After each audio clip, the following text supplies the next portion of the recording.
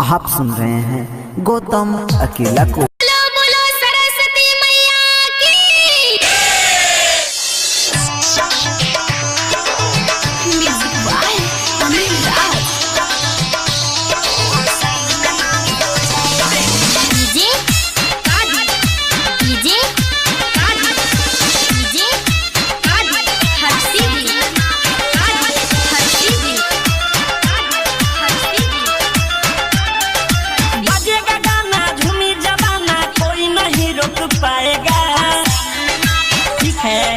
बजेगा गाना झूमी जबाना कोई नहीं रोक पाएगा।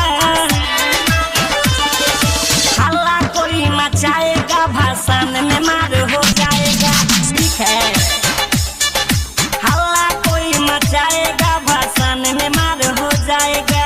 ठीक है, गंगा जी भी दूर है जाना भी जरूर है। ठीक है, गंगा जी भी दूर है जाना भी जरूर है। झूमी झूमी माजा खूब लेना भरपूर है। ठीक है, सबे लोग साथ चली रंगा वाला भीड़ मली बढ़ जाई लाफड़ा जो हुई जल्दी खोला बोली। ठीक है,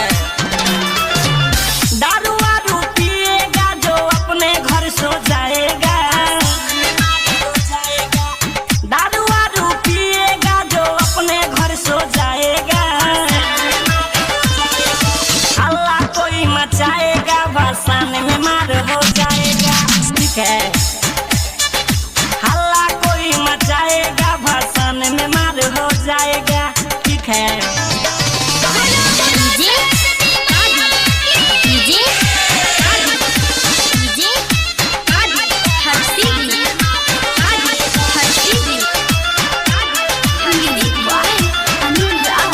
लड़का लड़की सारा लगाओ लोगी नारा। ठीक है, लड़का लड़की सारा लगाओ लोगी नारा। बीड़ा वाली मैया के बोला जयकारा। ठीक है, सूरज सनई संगे बाबा और जय सुनो बीत जाई मौका तो आई ना दोबारा। ठीक है,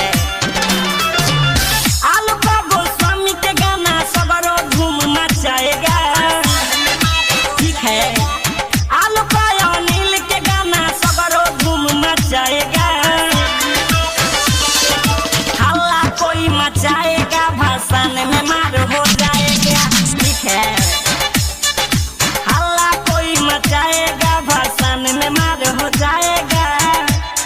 ठीक है, खुशबू डिजिटल रिकॉर्डिंग स्टूडियो हर सीधी।